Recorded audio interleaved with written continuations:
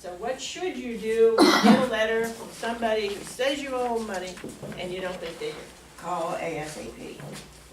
Well, what does a call get you? It's how much you owe, and that's it. It gets No. a recorded It might- message Hold usually, on, hold on. and then if you say yes, then you're committed. No, well, what is your lowest payment, or what can you afford to make a Don't payment? go there until you find out if you owe them money. True. Yeah, What if you okay, don't owe money, especially a doctor, maybe the doctor didn't submit it to insurance. right. But the collection agency doesn't care about that. So No. they're just gonna say, well, send us the money. Maybe they pushed the wrong button and it's not, really not you, they just pushed the wrong button. Yeah, I had that case. I had a client named Angel Romero. How many Angel Romeros do you suppose there are in the world? Who knows? You wouldn't. There's a think lot. of They don't have the same social security number as my client. Yeah, But he but got it letters could be all the close time. enough. So, number one, what's number one on the list when you get a, what we call a demand letter? Investigate. Investigate. Find out what they say it's for, look at your records, look at what you have, figure out if you really do owe them the money. What if they say you owe them $100 and you think you only owe them $50? Should you just throw it away? I only owe them 50. No, call them up and negotiate. Well, you can try that, and it might be that in the end, but what do you need to do to preserve any legal rights you have? Call them attorney. Find your records. Find You your don't, copy. you don't need me. What's step B? It says respond. You say respond, oh, how do I do that? See this letter? This blank that you have? Fill in the blanks, okay, for your situation. And what are the blanks? Let's start with the top blanks on this letter right here. That's your name and your address. Okay, and then the date, of course. And notice this says certified mail, return receipt requested. Everybody know what that is? Yep, that's a green piece of paper that you You got. have to go to the post office and get these two pieces here. Okay, this one, we call it the green card, and I'll pass one around. I just didn't have enough in the office to give everybody one, but they're free from the postal service. And you notice, on this card, the post office doesn't make it easy for you. Because on this card, here on the letter, you see it says certified mail, right? And then it says return receipt requested. On this little card, the only place it says that is return receipt for merchandise, okay? You gotta cross off the for merchandise part, but be sure to check that box. Because otherwise, you will never get this back. Okay. And what happens when you send out a letter, let's pretend this is an envelope here, like this, and this is an envelope. This is the address on this side, this, and this is the part that the post office will do when you go there. Okay, what will happen, this will get torn off, and this, We'll get people who have fingernails are much better at this than I am. There we go. This will get torn off, and it will get put on the top of the envelope, fold it over this way. This number is the magic number, okay? That number, matches up with that number. then this number, oops, yeah, I did it right, maybe. Oh, there it is. This number goes on here, on the green card. I mean, the post office will do this, you don't have to do it, but I'm just sort of telling you so you know what, more or less what it's gonna look like. So this card goes with this receipt number. The post office will fill in all the amounts, and I will warn you right up front, it's about $6.50. So it's not cheap. And then they will stamp it. This proves that you mailed this, that you mailed this envelope. Okay, and then this will be on the back of it. When it's delivered, someone will sign here for it. And then the post office will rip it off and they will mail it back to you. Now, why do you care? You care because you are a consumer. And as a consumer, as opposed to a business, you have protections. You also have jobs. You have requirements. You have to do this, and then they have to respond to you within 30 days. If they don't respond to you within 30 days, hang on to this, because they'll probably keep sending you letters, they may sue you.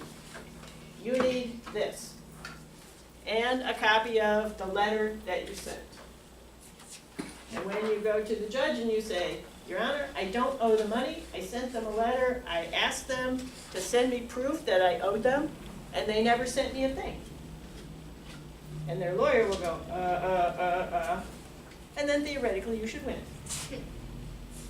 The law's like that, theoretically you should win. Okay? But you have to do these steps. It's fine to call them, but you're not gonna get any legal protection from calling them. They'll say, oh, we never heard of them.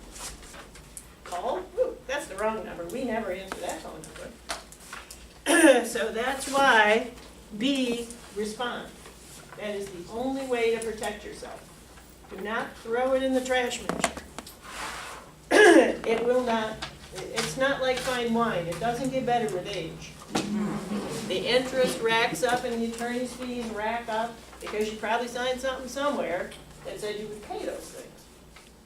You didn't remember it, you thought you were signing for your broken leg, but it probably says your broken leg, and if you don't pay, you have to pay us $1 million zillion dollars.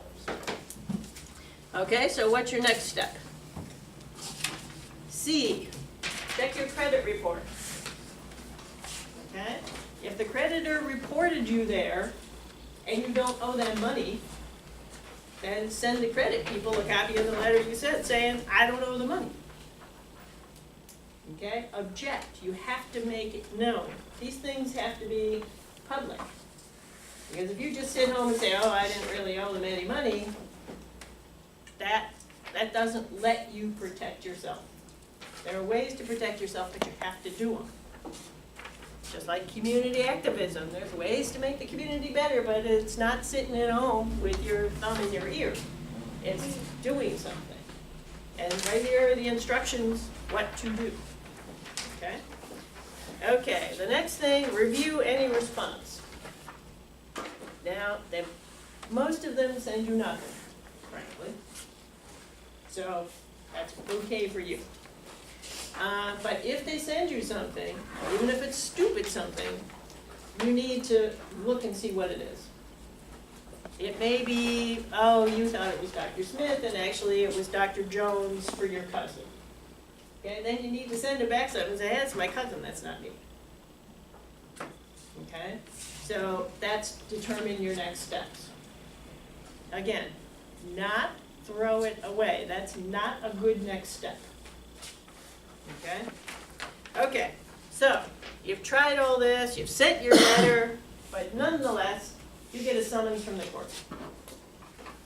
Everybody know what a summons is? Yeah, most people in Brooklyn and Curtis Bay know what a summons is. But what it is it's the piece of paper that says somebody is trying to get something from you and you better show up or they're gonna get it. That's, doesn't say it in those words, but that's what it is. It tells you when to show up, where to show up, what time to show up, any pieces of paper you have to file. I know, it's vague because lawyers wrote it, but that's what it's telling you. If it says you have a court date on March 7th at 8 a.m., then, right, then you better be there. Because what happens if you're not there? You appear. Bench warrant. Well, you don't That all necessarily, in a civil depends. case, you don't get a bench warrant at this stage. It's a failure to appear. It's a failure to appear and the bad guy wins. Whoever filed the lawsuit wins automatically, whatever they ask for. Oh, yikes. Uh-huh. Yeah. So, show up. And if you don't owe the money, even if they say you owe $100 and you think you owe $98, when the judge says, do you owe the money, say, no. Don't say, well, I owe $98 because, bam, judgment, $98. Just say, no, I don't owe the money. Period. And then try to negotiate something with the lawyer. Say, I don't know anywhere near this, blah, blah, blah, you know, whatever. And don't let the lawyer try to roll over you. Because especially the people who represent companies that file a lot of these lawsuits, they will do that. They will just say, well, okay, you owe us $100, even if you say you owe $50. You owe us $100, so just pay, $25 for 4 months, and that'll be it. And you'll say, but I only owe $50. Well, that's about $50. No, it's not. It's $100. So they will try to roll over you. Don't let that happen. And make sure whatever deal you get is in writing. Because you don't want him saying, let him or her, because for whatever reason, judges tend to believe lawyers. They don't tend to believe John Q. Public. I mean, just go to a landlord-tenant court one day. Yeah, we know. And they tend to believe companies, they tend to believe lawyers, they tend to believe rich people. Anybody but you? They tend to believe a whole lot of people that aren't you. Which is why you need all these pieces of paper. And plus, all those other people, they know, all those lawyers and whatnot, they know a million things and they'll just throw them out there and you're like, what the heck? You don't even know what they're talking about. Okay? There's big banner like this, and you say, Mm-hmm. Yep, some Latin word or something, absolutely. So, go to court, whenever it says you're supposed to go to court, it will say something like, well, within 15 days you have to file a response. Okay, file one. It's called a notice of intent to defend. It's a little part on the bottom. Just put, I do not owe this, whoever it is, any money. Sign it, send it in. At least then they'll have to come with some evidence. Okay? So let's see, here we go. B, when your case is called, tell me don't owe money. Do not volunteer how much you do owe because you then automatically lose. However much that is, bam. And then if the contract says that much plus attorney's fees and interest, now it's that much that you confess to, attorney's fees and interest. So don't screw yourself right off. It may happen in the end that you end up owing all that money because it may be a contract that you signed and it may be due.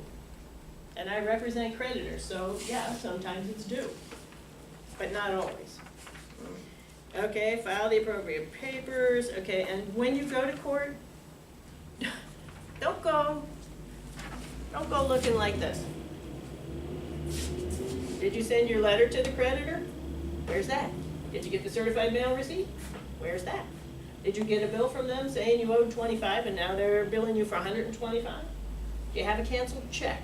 It shows that you paid part of it. And I know a lot of people use money orders. They are useless for proving you paid. Why? You get a money order, you make it out to ABC Company, you mail it in. How do you prove ABC Company ever got it? You can't. Because you got, even if you go to Western Union or wherever you got the money order, they're not gonna tell you. Yeah, they don't keep track of where they're, I mean, for their purposes, they do, that is the right amount of money, but they don't care. It's like a traveler's check. They don't care what happens to it. So, and a cashier's check, equally bad. That's why you need a checking account at a good bank like Arundel Federal. So you're saying a cashier's check is no good even though it's coming from the bank? It's coming from the bank. How do you track it? Well, I'm going to talk to the bankers, don't talk to me. I mean, they're the experts. But my experience is if I go to the bank and I give them money and You're they not write a getting- cashier's okay, I check, see what you're saying.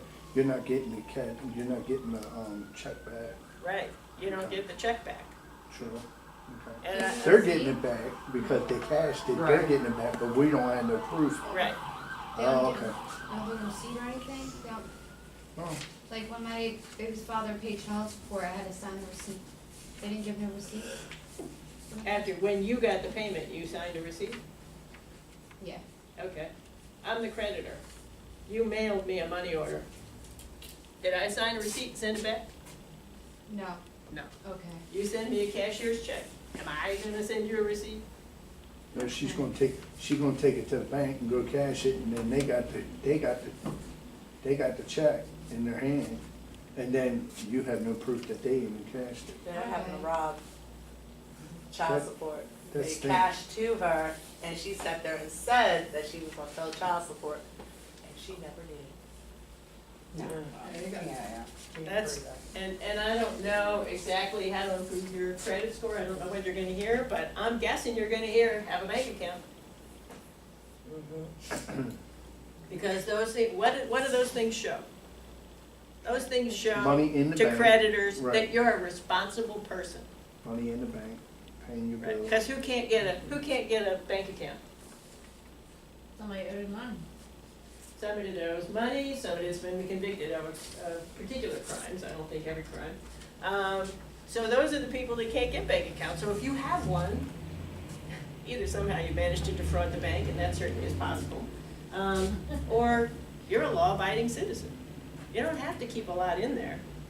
I think at Arundel Federal, I don't know, is there even a? It's a minimum? freebie, no. It's a freebie, you put $10 in there, then you got a checking account.